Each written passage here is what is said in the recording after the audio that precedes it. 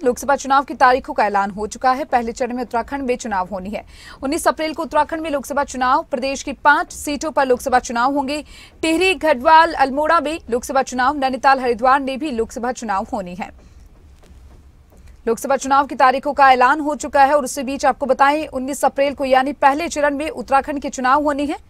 5 सीटों पर चुनाव है। इसमें 3 सीटें गढ़वाल और 2 सीट कुमाऊं मंडल से हैं, जिसमें नैनीताल, हरिद्वार शामिल है। उसके साथ ही टिहरी, गढ़वाल, अल्मोड़ा में लोकसभा चुनाव होनी है और नैनीताल और हरिद्वार में भी लोकसभा चुनाव होनी है।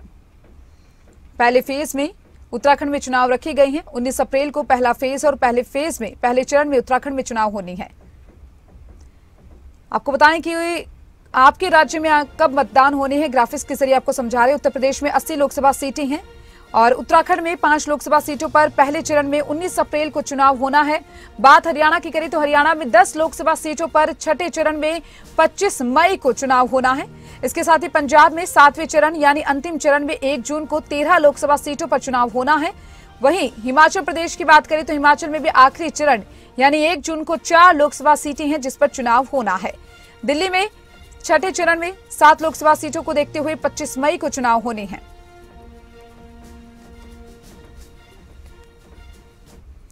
चुनाव आयोग ने चुनाव की तारीखों का ऐलान किया। 19 अप्रैल से 1 जून तक 7 चरणों में वोटिंग, 4 जून को लोकसभा चुनाव के नतीजे आएंगे। उत्तराखंड में पहले चरण में 19 अप्रैल को 5 सीटों पर मतदान होना है। लोकसभा चुनाव को लेकर सभी पार्टियों ने तैयारी पूरी कर ली है। उत्तराखंड में बीजेपी ने सभी प्रत्याशियों के नाम जारी किए। कांग्रेस ने 3 उम्मीदवारों के नामों का ऐलान किया। कांग्रेस ने अभी 2 नामों पर मंथन कर रही है।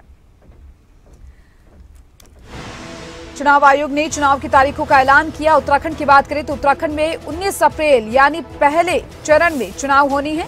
4 जून को आपको बता दें लोकसभा चुनाव के नतीजे आएंगे। 7 चरणों में चुनाव है। उत्तराखंड में पहले चरण में 19 अप्रैल को 5 सीटों पर मतदान होगा और लोकसभा चुनाव को लेकर बीजेपी ने अपने 5 उम्मीदवार चुनावी मैदान में उतार दिए हैं। लेकिन बात अगर कांग्रेस की करें तो कांग्रेस ने अभी तक 3 उम्मीदवार उतारे हैं।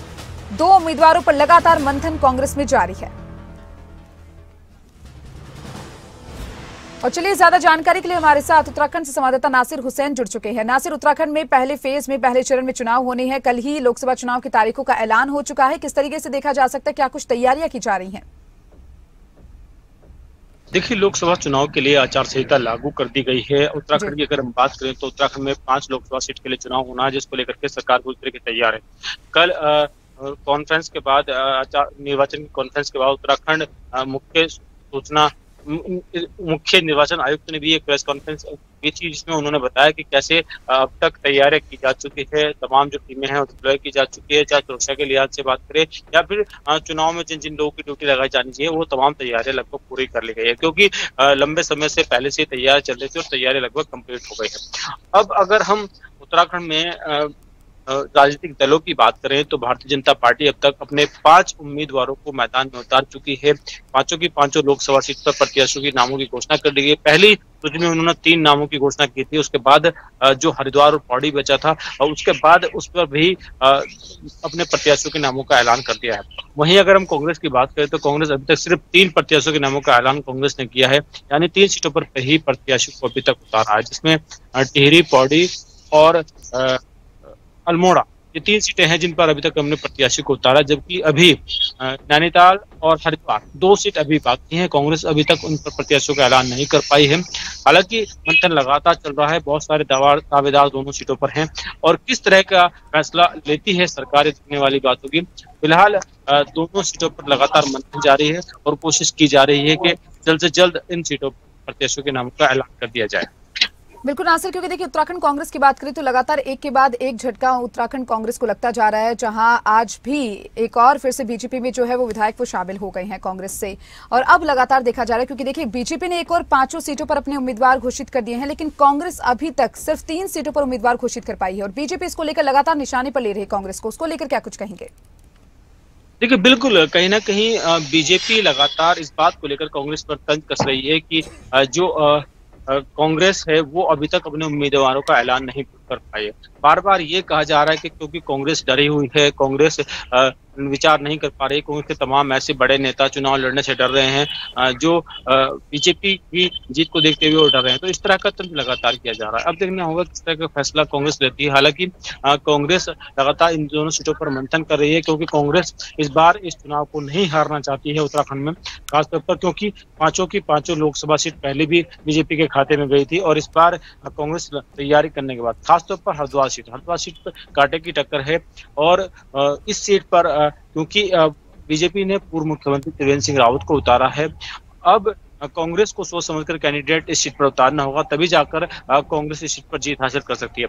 हालांकि जो भी कैंडिडेट आएगा काफी मजबूत रहने वाली है टक्कर इस बार, क्योंकि जो कांग्रेस की तरफ से दावेदार है पूर्व मुख्यमंत्री हरीश रावत, वो भी पूर्व मुख्यमंत्री हैं, और जो बीजेपी ने जिस प्रत्याशी को टिकट दिया है वो भी पूर्व मुख्यमंत्री है। तो ऐसे में कड़ी टक्कर रहने वाली है और किस तरीके से चुनाव लड़ा जाता है देखने वाली बात होगी। फिलहाल कांग्रेस अब कब तक इस पर नामों का ऐलान करके देखने वाली बात है। बिल्कुल नासिर, क्योंकि देखिए राजनीतिक पार्टियों की बात करें तो दोनों ही पार्टियां बीजेपी और कांग्रेस अपने अपने स्तर पर चुनाव की तैयारियों में जुटी हुई हैं और अब लोकसभा चुनाव की तारीखों का ऐलान भी हो चुका है और पहले फेज में उत्तराखंड में जो चुनाव है वो होनी है। इसके साथ ही अगर प्रशासन की बात करें, प्रशासन की ओर से क्या कुछ तैयारियां की जा रही हैं, प्रशासन की ओर से क्या कुछ तैयारियां पूरी कर ली गई हैं? देखिए, प्रशासन की तरफ से तैयारियां लगभग पूरी कर ली गई है, क्योंकि सबको पता था कि जल्द ही लोकसभा चुनाव के लिए आचार संहिता लागू होने वाले, इससे पहले से तैयारियां लगातार की जा रही थी। खासतौर पर सुरक्षा के लिहाज से जो तमाम फोर्सेज हैं वो डिप्लॉय कर दी गई हैं और उनकी ड्यूटीज के जो प्रशिक्षण कार्यक्रम है वो लगातार किए जा रहे हैं। जो मतदान अधिकारी हैं उनके प्रशिक्षण भी लगातार किए जा रहे हैं और अब जल्द ही क्योंकि अब आचार संहिता लग गई है तो जिन जिन लोगों को जहां जहां ड्यूटी दी जानी है उनको जल्द ही वहां पर भी डिप्लॉय कर दिया जाएगा। यानी कुल मिलाकर कह सकते हैं कि तैयारियां कर दी गई हैं। अब सिर्फ और सिर्फ आने वाले समय में जो राजनीतिक दल हैं उनसे कैसे कम्युनिकेशन करना है, इन तमाम चीजों को लेकर के भी लगातार जो अधिकारी हैं, कर्मचारी हैं जिनकी ड्यूटी लगाई गई है वो बातचीत कर रहे हैं। पहले फेज में क्योंकि चुनाव होना है उत्तराखंड में और 19 अप्रैल को चुनाव होना है, तो इसलिए सबसे पहले यहाँ पर उन तमाम लोगों को जिन लोगों के प्रशिक्षण नहीं हो पाए तो उन लोगों के प्रशिक्षण कंप्लीट किए जाने हैं और साथ ही साथ राजनीतिक दलों से ये कहा जा रहा है कि जो प्रचार सामग्री उन्होंने लगा रखी है उसको हटा ले जब तक प्रचार के लिए समय नहीं दिया जाता है। पहले शुरुआती दौर में ये कामकाज शुरू हो चुका है आज से जो तमाम ऐसी जगह हैं जहाँ पर प्रचार सामग्री लगाई गई थी, पोस्टर बैनर लगाए गए थे, उनको हटाने का काम किया जाएगा और जब उसके बाद जब निर्वाचन आयोग परमिशन देगा उसके बाद जो नामांकन होंगे और लोगों को प्रचार का समय दिया जाएगा उस वक्त ही जो राजनीतिक दल हैं जो प्रत्याशी प्रचार कर पाएंगे। जी चलिए नासिर, बहुत बहुत शुक्रिया आपका तमाम जानकारी को विस्तार से साझा करने के लिए। और अब